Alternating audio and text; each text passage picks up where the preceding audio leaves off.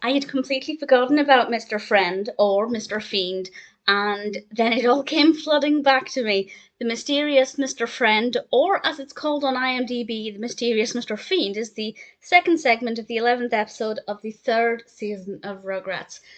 And Mr. Friend is this iconic clown like toy that Stu has created, and Chuckie and even Tommy are kind of scared by this. And initially, Phil and Lil think it's kind of cool, but then actually they realize it's really quite creepy. And they decide that they have to try and find a way to get rid of this toy. Stu's oblivious. Stu thinks they love it. And Chuckie suggests they push it off the entire state building, as he called it. But they have other ideas, and I won't say exactly what they come up with, but I love to hate the episode because Mr. Friend genuinely is creepy. And the way he talks is creepy. The voice is brilliant, but it's very creepy.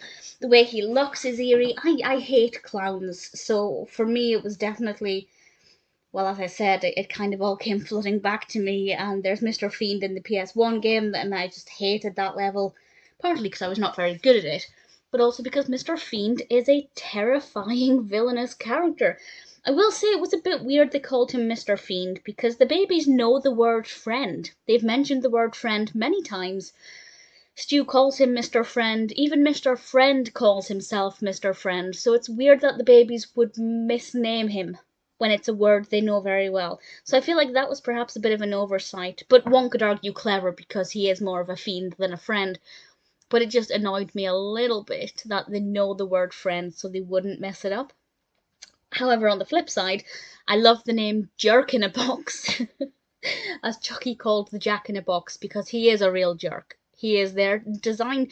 Jack in the Box's sole purpose is to scare people, makes him a bit of a jerk. Um, the creepy scene in this is when there are, well, more than one Mr. Friend. I won't say any more than that, but I'm sure you'll know exactly which scene I mean.